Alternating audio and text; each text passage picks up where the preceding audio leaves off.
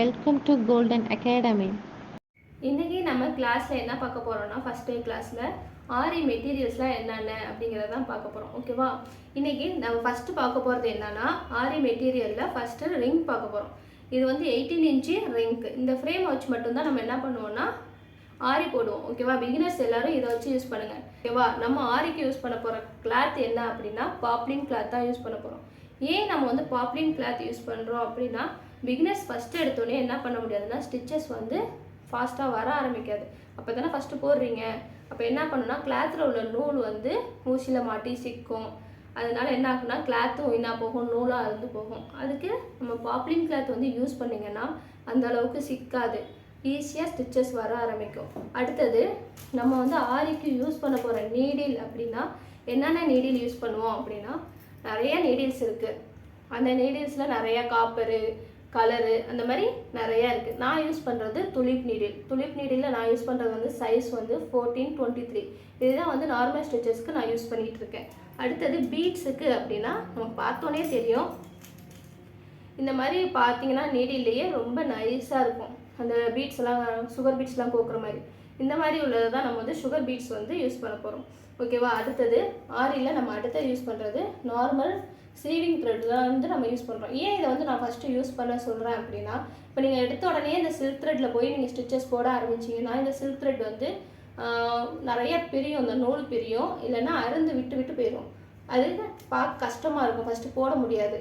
அதுக்கு இதில் ப்ராக்டிஸ் பண்ணிட்டீங்க அப்படின்னா, ஸ்டிச்சஸ் இப்படி தான் கையில் வர ஆரம்பித்ததுக்கப்புறம் இது இந்த சில்க் த்ரெட்டில் போடுங்க.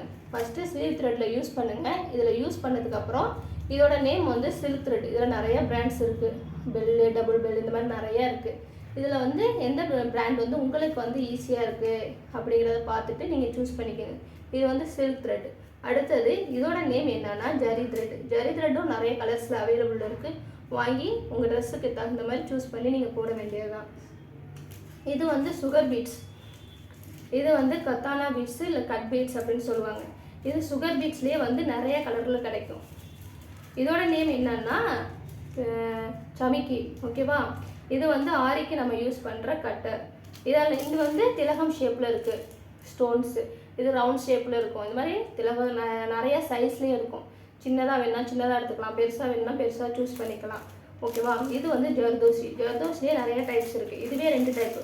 இது பாருங்கள், இது பார்க்கும்போதே தெரியும், இது ஷைனிங்காக இருக்கும், இது கொஞ்சம் கர்லாம் இருக்க மாதிரி இருக்கும். இது வந்து ஸ்டோன் செயின். ஸ்டோன் செயினும் வந்து நம்ம ஆரிக்கு யூஸ் பண்ணுறது தான். ஓகேவா? இது குளுவை வச்சு என்ன பண்ணுவோம்னா, இந்த மாதிரி ஸ்டோன்ஸு இல்லை மிரர் இதெல்லாம் வந்து என்ன பண்ணுறது, ஒட்டுறதுக்காக இந்த குளூ யூஸ் பண்ணுவோம். இதுதான் வந்து மிரர். மிரர்லேயே என்ன இருக்குன்னா, சர்க்கிள், ஸ்கொயர், ட்ரையாங்கிள், இந்த ஷேப்ஸ்லாம் கிடைக்கும். ஓகேவா? இது வந்து ட்ரேசிங் பேப்பர். நமக்கு என்ன டிசைன் வேணுமோ அதை வந்து ட்ரேஸ் பண்ணுறதுக்கு இந்த பேப்பர். இது வந்து கார்பன் ஷீட்டு. இதில் ட்ரேஸ் பண்ணதுக்கப்புறம் இது மூலமாக கிளாத்தில் வந்து ட்ரா பண்ணுறதுக்காக இது யூஸ் பண்ணுறோம். இது வந்து different type of size of needles. இது வந்து குண்டூசி. ஓகேவா? இவ்வளவு தான் வந்து நம்ம ஆரிக்கு யூஸ் பண்ண போகிறோம். கடைசியாக இது வந்து மார்க்கர். இதை வச்சு தான் நம்ம என்ன பண்ணுவோம்னா டிசைன் பண்ணுவோம். ஓகேவா? இதை வச்சு தான் நம்ம வந்து ஆரி வந்து ப்ராக்டிஸ் பண்ண போகிறோம். இந்த கிளாஸ் இதோட முடியுது. நெக்ஸ்ட்டு கிளாஸ் என்னன்னா, எப்படி வந்து ஸ்டாண்டில் வந்து கிளாத் வந்து ஃபிக்ஸ் பண்ணுறது, ரிங்கில் ஃபிக்ஸ் பண்ணி ஸ்டாண்டில் ஃபிக்ஸ் பண்ணுறது. நெக்ஸ்ட்டு செயின் ஸ்டிச் வந்து எப்படி போடுறது அப்படிங்கிறத பற்றி நெக்ஸ்ட் கிளாஸில் பார்க்கலாம். இப்போ அடுத்தது ஆரி ஸ்டாண்ட் மட்டும் நான் உங்களுக்கு காட்டாமல் இருக்கேன். ஆரி ஸ்டாண்டையும் காட்டிடுறேன். இதுதான் வந்து ஆரி ஸ்டாண்டு. ஓகேவா? இது வந்து ஃபிக்ஸ்டு ஸ்டாண்டு. ஓகே, இது வந்து என்னென்னா ஃபிக்ஸ்டு ஸ்டாண்டு. இதே ரிமூவபிள் ஸ்டாண்ட்லேயும் இருக்குது. ஃபிக்ஸ்டு ஸ்டாண்டை பொறுத்த வரைக்கும் எப்படின்னா, இது வந்து ஷேக் ஆகாது, தடன்னு ஆடாது.